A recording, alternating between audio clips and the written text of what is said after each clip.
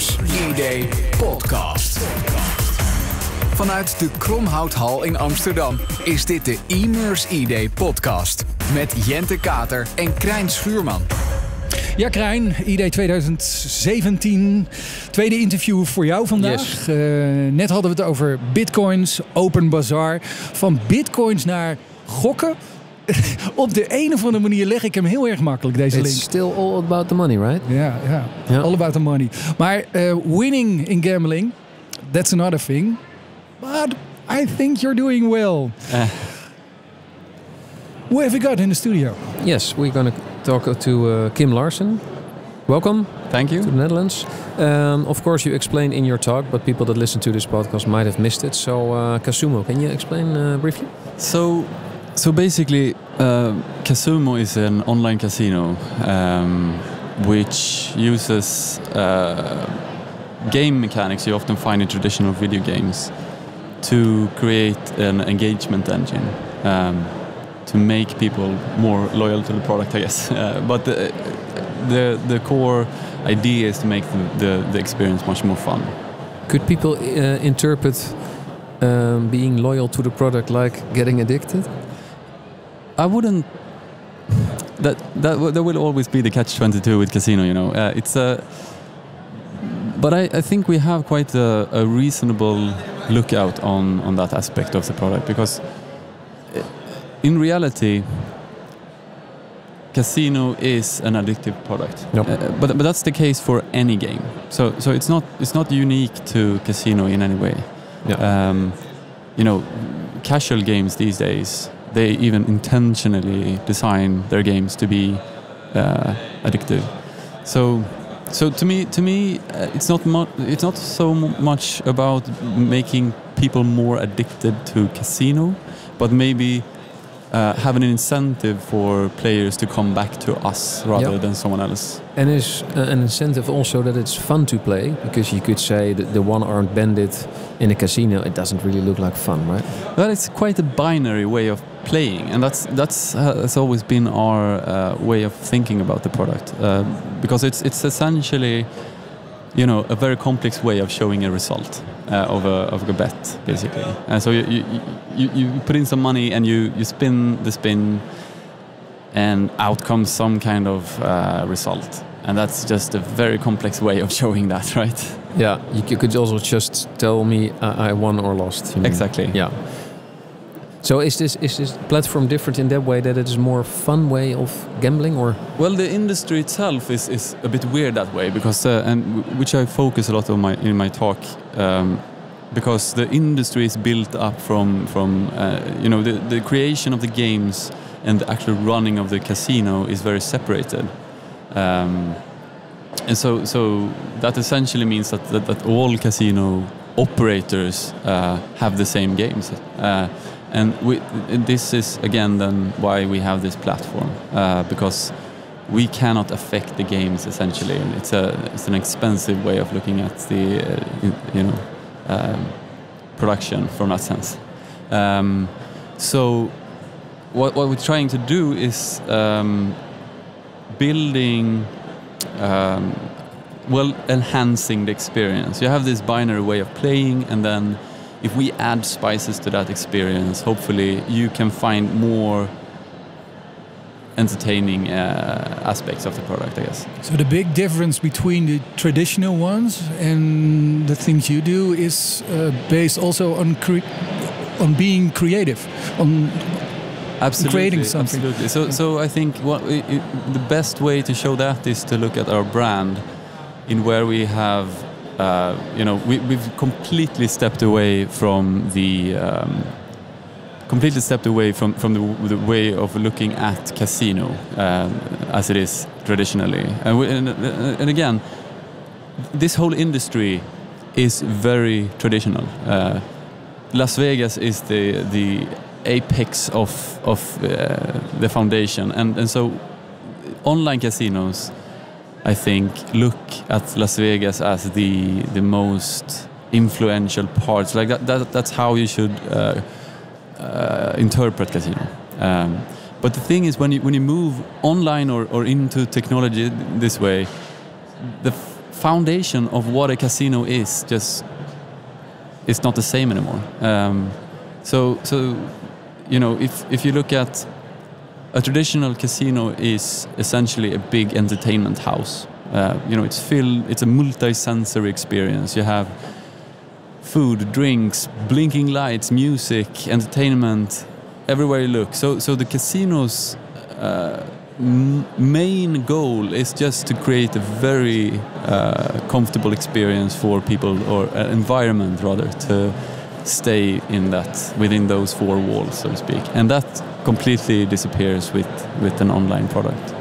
Yeah, I wonder, because also the campaign for the Dutch casino, the Holland Casino, was like a night on the town, or going out, not so much the gambling. No. It's like fun and there's a singer, etc., just like you describe. And I think Las Vegas is also a bit magic for everyone, because you see it on TV and in films.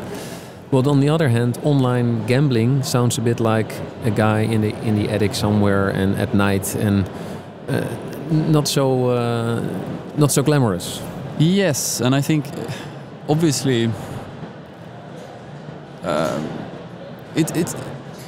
it's a solitary product. Like, you move this product online, it becomes very focused. It's not about the social experience, and it's not about and that's exactly the point why we do the platform, the adventure, as we call it, because that's where we can connect players, and we can also create this layer in where they can be something else than just you, so to speak. And so we have this, we use storytelling a lot when we do this. So essentially we look at, we are more like a traditional game in that sense. Yeah, but you want to have this social component, because you go to the casino with friends. I think that's the idea, and you want to bring that back in your proposition on the platform, in a way. Yes, but then again, I think you have to reinterpret what does social mean when you cannot see each other. It's a different way of interacting. So we need to find the ways in which you can be social. I don't think it's so simple to say that you meet your friends online, because you don't. So you need to find the hooks, I guess. So that's the point. Yeah. When building your platform, what's the biggest challenge you're facing?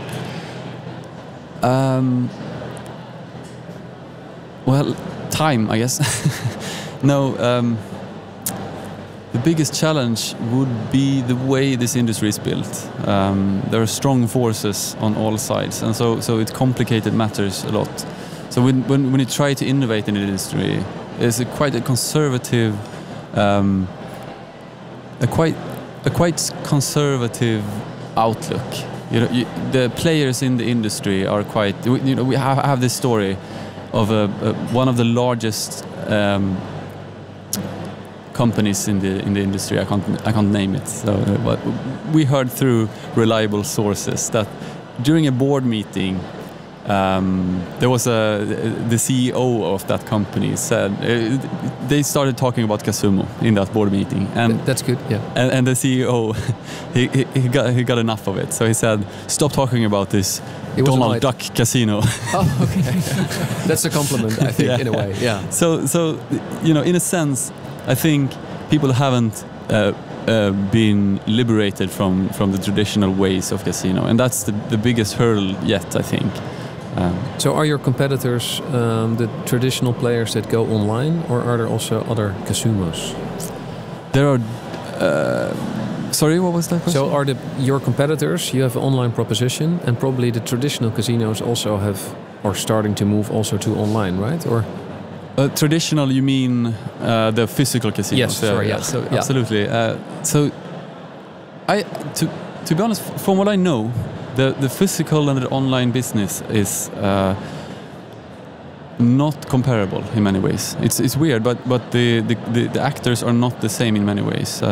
So a big part of this is probably due to the complex legal situation. And so you have the American casino business is multi hundreds of billions of dollars big industry.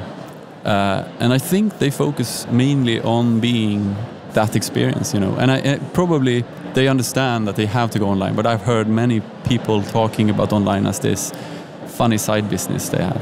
So funnily enough, it doesn't seem like the physical casinos are looking in that direction. Actually, I thought when Jente asked about your the big hurdles or the challenges, you would say the law that might be different in different countries. I mean, I cannot use it in the Netherlands, right? Well, it's complicated. So that's right. So you have there's different ways of looking at it. So you have in Sweden, for instance, we have a monopoly. So the gambling monopoly is the only ones allowed to operate any gambling business. And I think it's the same in the Netherlands. Yeah. And so the thing that happens when online essentially is an anarchistic layer on top of your nation. It doesn't have any geographical boundaries. No, but you still need a license to be active in the Netherlands. Well, yes, and so that's what the regulators are looking at in the Netherlands at the moment, and in Sweden, and that's happening all over Europe actually. And so they're looking at licensing models in how we can make this business a viable business, because the fact is people can still play from every country. I can use your service from another country. Exactly. Yeah. So it's hard to stop unless you censor internet, which I think is a fundamentally bad thing. But we embrace regulatory measures because we think it leads to a better sustainable playing.